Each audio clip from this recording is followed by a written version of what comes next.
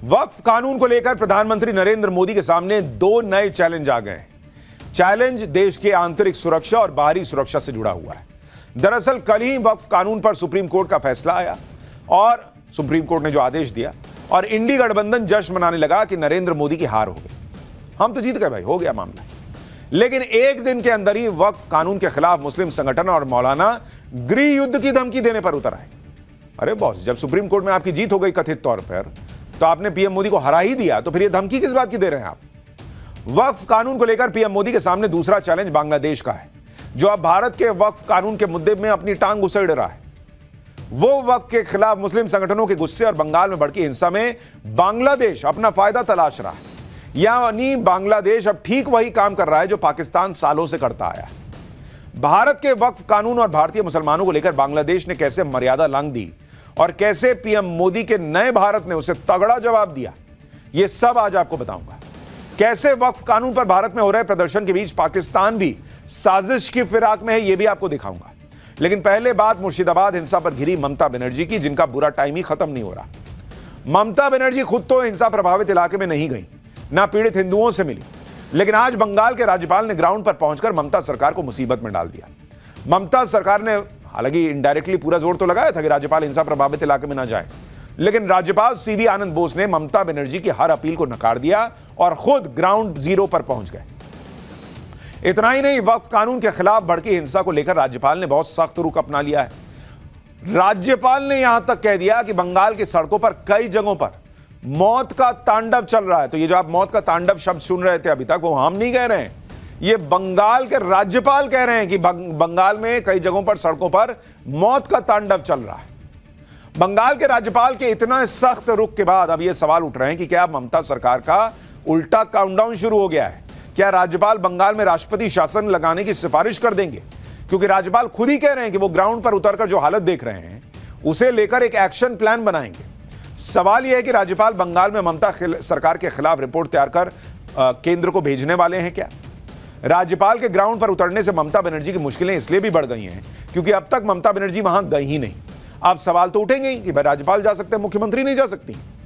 बंगाल के हिंसा प्रभावित इलाकों में राज्यपाल ने क्या देख लिया जो प्रेसिडेंट रूल लगवा सकता है क्या? वक्फ कानून के विवाद में कैसे बांग्लादेश कूद पड़ा मुसलमानों को भड़काने? कैसे all India Muslim personal law board के सदस्य वक्फ कानून पर फिर से भड़काऊ बयानबाजी करने लगे हैं? कैसे मुर्शिदाबाद में हिंदू घरों पर निशान लगा लगाकर उन्हें टारगेट किया गया, यह सब आपको बताऊंगा। लेकिन पहले जरा देखिए क्या कुछ हुआ है।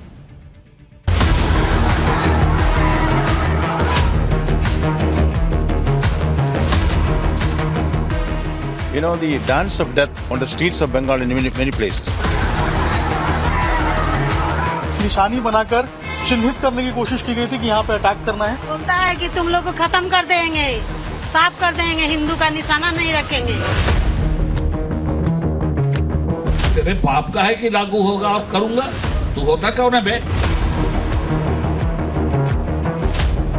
हुकूमत को चेतावनी देना चाहता हूँ कि अपनी लक्ष्मण रेखा से बाहर ना जाए।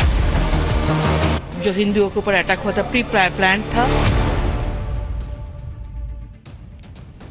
बंगाल में वक्फ कानून के नाम पर जिस तरह की हिंसा हुई, हिंदुओं पर हमले किए गए, हिंदुओं के घरों को जला दिया गया, वो सामान्य बात नहीं है बॉस। वक्फ संशोधन कानून के विरोध में लगातार भड़काऊ बयान दिए जा रहे हैं। हैरान करने वाली बात तो यह है कि भारत के कानून के विरोध में बांग्लादेश में प्रोटेस्ट हो रहा है, बांग्लादेश में। और यही पीएम मोदी के लिए बड़ी चुनौती भी है। पहली चुनौती तो वक्फ के नाम पर मुसलमानों को भड़काते मौलाना है, जो गृह युद्ध की धमकी तक दे रहे हैं, जिनको सुप्रीम कोर्ट से ज्यादा भरोसा शरीयत पर है, जो ये कह रहे हैं कि अगर सुप्रीम कोर्ट से हक में फैसला नहीं आया तो शरीयत के हिसाब से काम किया जाएगा। दूसरी तरफ बांग्लादेश है, जो भारत के मुसलमानों के कंधे पर बंदूक रखकर सरकार पर निशाना साध रहा है और पाकिस्तान की भाषा बोलने लगा है। बांग्लादेश का कहना है कि भारत सरकार भारत के मुसलमानों की रक्षा करे। ओ भैया, तुमसे वहां हिंदू नहीं संभल रहे, यहां मुसलमानों के साथ क्या हो गया भाई? गजब है बॉस। बांग्लादेश अपने हिंदुओं को बचा नहीं पा रहा है, भारत के अल्पसंख्यकों पर ज्ञान दे रहा है। क्या हुआ मुसलमानों के साथ भाई? घर छोड़ के तो हिंदू जा रहा है, वो भी तब जब बंगाल हिंसा में हिंदुओं को टारगेट करके हमला किया जा रहा है तो बांग्लादेश जो है वहां से बैठे बैठे आग लगा रहा है, पिन मार रहा है। वक्फ संशोधन कानून के खिलाफ मुसलमानों को भड़काने वाले मौलानाओं के बारे में आगे बताऊंगा। पहले जरा बांग्लादेश के बारे में सुनिए कैसे उछल रहा है और कैसे नरेंद्र मोदी की सरकार ने उसको सेट किया। बांग्लादेश की सरकार के प्रमुख मोहम्मद यूनुस के प्रेस सेक्रेटरी शफीकुल आलम ने कहा है कि बांग्लादेश सरकार ने मुसलमानों पर हमलों की निंदा की है, जिससे जान माल का नुकसान हुआ है। हम भारत और पश्चिम बंगाल सरकार से अल्पसंख्यक मुस्लिम आबादी की पूरी तरह से सुरक्षा के लिए सभी कदम उठाने का आग्रह करते हैं। इसी के साथ पश्चिम बंगाल के मुर्शिदाबाद में हुई हिंसा में बांग्लादेश की भूमिका होने से उन्होंने इनकार किया। यानी आप देखिए कि बांग्लादेश जो इत्तू सा देश है, आज की डेट में आजाद है तो भारत की वजह से है, वो अपने घर में अल्पसंख्यक हिंदुओं के खिलाफ हिंसा रोक नहीं पा रहा। जो कट्टरपंथियों की गिरफ्त में खुद है, वो भारत को ज्ञान दे रहा है कि यहां अल्पसंख्यकों को, मुसलमानों को बचाइए। किससे बचाएं भाई? आरोप तो खुद मुर्शिदाबाद में लग रहा है जिन पर, उनको कह रहा है कि बचाइए, और जो वहां से बच के भागे उनके लिए कुछ नहीं कह रहा। ना उसको अपने यहां के हिंदुओं की चिंता है, ना यहां के हिंदुओं की चिंता है, बस मुसलमानों को भड़का रहा है। यहां के मुसलमानों के खिलाफ हिंसा नहीं हुई, हिंदुओं पर हमला हुआ है भाई। बांग्लादेश ने भारत को लेकर पाकिस्तान वाली भाषा बोली तो भारत ने फौरन बांग्लादेश को उसकी जगह दिखाई। भारत के विदेश मंत्रालय ने दो टूक कह दिया कि हम बांग्लादेश के बयान को रिजेक्ट करते हैं। रिजेक्ट, खत्म, हटाओ है फक। यह बयान बांग्लादेश में अल्पसंख्यकों पर हो रहे हमलों पर भारत की चिंताओं की तुलना करने का कपटपूर्ण प्रयास है। बांग्लादेश में अल्पसंख्यकों पर हमलों के अपराधी खुलेआम घूम रहे हैं। इस तरह के अनुचित बयानबाजी करने के बजाय बांग्लादेश को अपने अल्पसंख्यकों की सुरक्षा पर ध्यान देना चाहिए। यानी भारत ने साफ साफ लफ्जों में बांग्लादेश को उसकी औकात, उसकी जगह बता दी कि देखो, पहले अपने घर में देखो, इधर मत आओ, हमारे यहां घुसने की जरूरत नहीं, अपना घर संभालो। जहां हिंदुओं का जीना कट्टरपंथियों ने दूभर कर रखा है, बंगाल में जो हो रहा है उस पर बेवजह की बयानबाजी ना करो।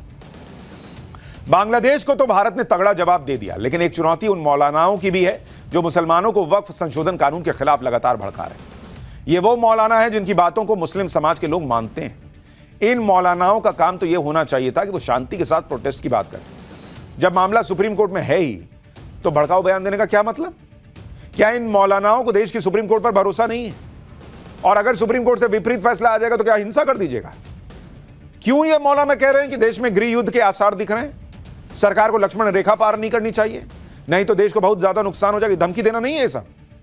इस तरह की बातें करना विरोध की नहीं बल्कि धमकी की भाषा होती है। सुनिए इंडियन यूनियन मुस्लिम लीग के मौलाना कौसर हयात को, वो भाई साहब किस अंदाज में सरकार को धमकी दे रहे हैं, सुनिए, आप देखिए, खुद देखिए।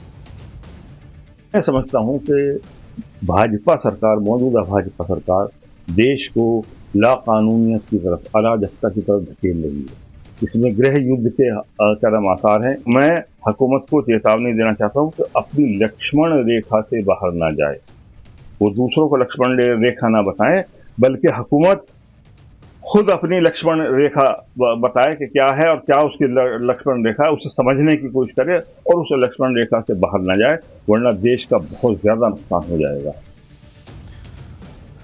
गजब ही हो रखा है। सब कुछ तुम्हारे हिसाब से हो तो ठीक है, तो संविधान सुरक्षित है, लोकतंत्र जिंदा है, और मन का नहीं होगा तो सीधा सरकार को धमकी दे रहे हैं लोग कि देश में सिविल वॉर हो जाएगा, देश का बड़ा नुकसान हो जाएगा। अभी तक वक्फ का जो कानून है, जिस हिसाब से चल रहा था कि जहां उंगली रखी तुम्हारी हो गई जमीन, ये वाला हिसाब चल रहा था, तो देश का क्या भला कर दिए भाई? मुसलमानों का क्या भला कर दिए, इतना बता दो ना। खुद को मुसलमानों की सबसे बड़ी संस्था बताने वाला all India Muslim personal law board भी ऐसी भाषा का इस्तेमाल कर रहा है। पर्सनल लॉ बोर्ड की बातें या आदेश मुसलमानों के लिए पत्थर की लकीर की तरह होती है कई बार। ऐसे में all India Muslim personal law board की जिम्मेदारी और बढ़ जाती है। लेकिन यहां तो मामला ही उल्टा है, खुद IMPLB मुसलमानों को भड़काने में लगा हुआ है। मुस्लिम पर्सनल लॉ बोर्ड ने कहा है कि सरकार मुसलमानों को सेलेक्टिव हैरेसमेंट कर रही है। इस कानून से जगह जगह लॉ एंड ऑर्डर खराब होगा, इसके खिलाफ जगह जगह कैंपेन होंगे, प्रोटेस्ट होगा, आंदोलन होगा। कह रहे हैं कि अंग्रेजों के बाद अब काले अंग्रेजों से लड़ाई लड़ेंगे। आप सोचिए कि वक्फ कानून पर सुप्रीम कोर्ट पर सुनवाई चल रही है, सुप्रीम कोर्ट में, और कल जो सुप्रीम कोर्ट ने अंतरिम आदेश दिया उस पर तो मुस्लिम नेताओं ने जश्न मनाया था, हल्ला मचा दिया था कि हमारी जीत हो गई। तो फिर आज भड़काने की क्या जरूरत थी? क्योंकि वही हुआ है अंदर अंदर, इनको समझ में आ रहा है जो हमने कल आपको पाठशाला में बताया था कि कोई जीत वीत नहीं हुई है। क्या ये सरकार के साथ साथ न्यायपालिका पर दबाव बनाने की कोशिश नहीं मानी जाएगी, जो ये कह रहे हैं, कर रहे हैं कि हम जो चाहते हैं वो कर दो, नहीं तो देश में गृह युद्ध हो जाएगा? मौलाना ओबेदुल्ला आजमी की भाषा सुनिए, जो all India Muslim personal law board से हैं। जरा इनकी भाषा सुनिए, क्या धमकी दे रहे हैं। कि आपने बाबा साहब भीमराव अंबेडकर के संविधान की शपथ लेकर प्राइम मिनिस्ट्री हासिल किया है, या वो दूसरे साहब जो हैं जिनकी बोली आप सुन रहे हैं लागू ही होगा और करूं, तेरे बाप का है कि लागू होगा और करूंगा? तू होता कौन है बे? तू अगर इस जुबान में बात करता है तो हम उससे ज्यादा सख्त जुबान में बात कर सकते हैं, इसलिए कि तू गुंडागर्दी की बुनियाद पे बात कर रहा है और हम मुल्क के संविधान की हिफाजत के लिए एक स्वतंत्रता सेनानी की हैसियत से बात कर रहे हैं। इनका जब मन आता है ये संविधान के हिसाब से बात करने लगते हैं, जब मन आता है तो कहते हैं हम शरीयत मानेंगे, हमारे धर्म में कोई ना घुसे, ये हमारे धर्म का मामला है। इतना ही नहीं, all India Muslim personal law board ने तो नेक्स्ट लेवल की प्लानिंग कर रखी है। All India Muslim personal law board का कहना है कि वक्फ संशोधन कानून के खिलाफ तब तक आंदोलन जारी रहेगा जब तक इस कानून की धज्जियां नहीं उड़ जाती। यानी सुप्रीम कोर्ट का फैसला नहीं मानेंगे क्या, यह भी क्लियर होने लगा है। सुनिए एक बार। तो अर्ज ये करना है कि ये सारी चीजें हैं और आपको मालूम है कि देश का कानून हमें भरपूर आंदोलन का हक देता है। हम उस वक्त तक ये आंदोलन all India Muslim personal law board के थ्रू जारी रखेंगे जब तक इस तरह का गैर कानूनी कानून हिंदुस्तानियों पे थोपा गया है उसकी धज्जियां न उड़ जाएं। थैंक यू, शुक्रिया। द्वारका पीठ के शंकराचार्य स्वामी सदानंद सरस्वती का कहना है कि वक्फ बोर्ड को ही खत्म कर देना चाहिए। अगर ऐसा नहीं होता है तो हिंदुओं के लिए भी सनातन बोर्ड या संस्था बन जानी चाहिए। सुनिए शंकराचार्य स्वामी सदानंद सरस्वती को। लोग तो समाप्त करना ही चाहते थे, हम लोगों का तो प्रयास ये था कि समाप्त होना चाहिए। समाप्त नहीं होता है तो हिंदुओं का, सनातन धर्मावलंबियों का भी संस्थान होना चाहिए, ट्रस्ट होना चाहिए, बोर्ड होना चाहिए। लगभग 4 लाख मंदिर हैं, वो सरकार के अधीनस्थ हैं। कौन सी मस्जिद ऐसी है देश में जिसका शासन सरकार करती है, जिसका संचालन सरकार करती है? ये पक्षपात पूर्वक निर्णय क्यों लिया जाता है हिंदुओं के विरुद्ध ही? यानी कुल मिलाकर माहौल यह बन गया है कि वक्फ कानून से मुसलमानों के हक छीन लिए जाएंगे। दूसरी तरफ बीजेपी मुसलमानों में वक्फ संशोधन कानून के प्रति जागरूकता बढ़ाने के लिए वर्कशॉप आयोजित कर रही है। जो काम मौलानाओं को करना चाहिए वो बीजेपी कर रही है। देहरादून में बीजेपी ने वक्फ रिफॉर्म जन जागरण अभियान नाम से वर्कशॉप का आयोजन किया, जिसमें मुख्यमंत्री पुष्कर सिंह धामी भी शामिल हुए। सीएम धामी ने कहा कि वक्फ संशोधन से सुनिश्चित किया जाएगा कि वक्फ का उपयोग गरीब, पसमानदा भाइयों और मुस्लिम बहनों के कल्याण में हो। बिना धार्मिक छेड़छाड़ किए प्रदेश में वक्फ बोर्ड की एक-एक इंच जमीन की जांच और देखभाल की जाएगी। वक्फ संपत्तियों पर अवैध अतिक्रमण करने वालों के खिलाफ अभियान चलाया जाएगा। यही बात संसद में गृह मंत्री ने भी कही थी, यही बात उत्तराखंड के मुख्यमंत्री भी कह रहे हैं। लेकिन मौलानाओं और all India Muslim personal law board को तो अपना भड़काऊ नैरेटिव सेट करना है। इनको ना सरकार पर भरोसा है ना सुप्रीम कोर्ट पर भरोसा है, क्योंकि अगर भरोसा होता तो इस तरह के भड़काऊ बयान नहीं दिए जा रहे होते। इधर वक्फ बिल पर मुस्लिम संगठन और मौलाना धमकियां दे रहे हैं। बांग्लादेश अपनी टांग घुसाने का प्रयास कर रहा है। उधर बांग्लादेश बॉर्डर से जुड़े मुर्शिदाबाद में वक्फ को लेकर जो हिंसा हुई उस पर आज ममता बनर्जी बुरी तरह घिर गई, क्योंकि आज ही ग्राउंड पर एक साथ, ग्राउंड जीरो पर एक साथ राज्यपाल भी पहुंच गए और महिला आयोग की टीम भी पहुंच गई और मानवाधिकार आयोग की टीम भी पहुंच गई। महिला आयोग की टीम ने पीड़ित महिलाओं से मुलाकात की, उनकी परेशानियों को सुना, उन्हें सुरक्षा का भरोसा दिया। महिला आयोग अब इस बातचीत के आधार पर अपनी रिपोर्ट बनाएगी। नेशनल ह्यूमन राइट्स कमीशन यानी एनएचआरसी की टीम भी मालदा में राहत कैंप में रह रहे परिवारों से मिली, वो अपनी रिपोर्ट बनाएगी।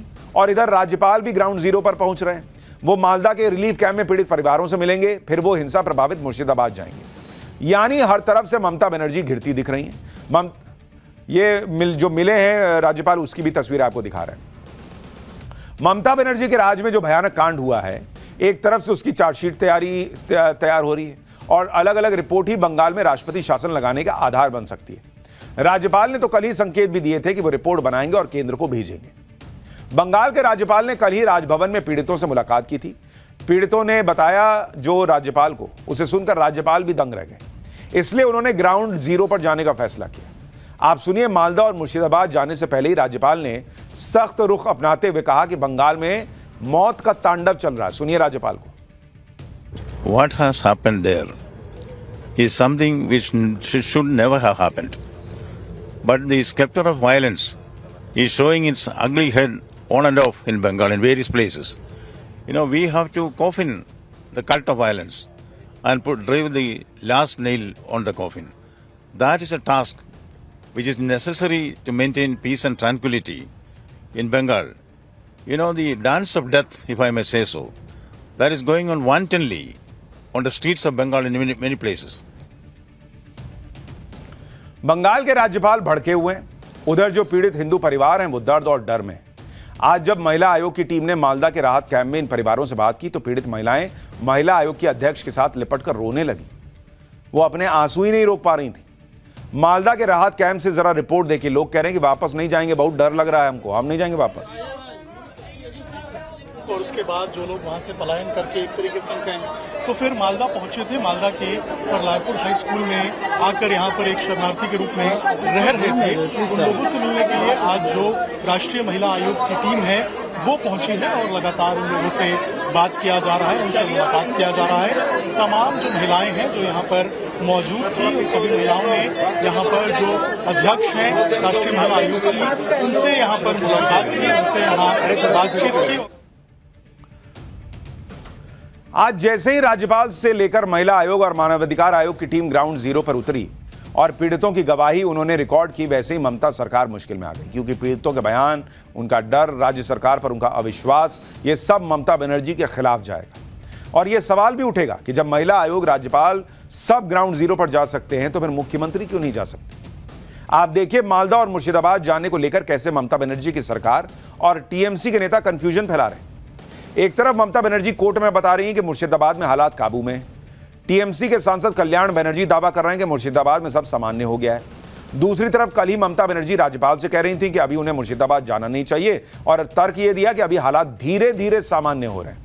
अगर राज्यपाल ग्राउंड पर जाएंगे तो शांति और भरोसा कायम करने के प्रयास खराब हो सकते हैं। ममता बनर्जी का कहना है कि वो भी वहां जा सकती थी, लेकिन अगर वो जाती तो उनके देखा देखी दूसरे नेता भी जाएंगे, जबकि अभी प्रशासन लोगों के भरोसे को फिर से कायम करने की कोशिश कर रहा है। गजब का तर्क नहीं है बॉस।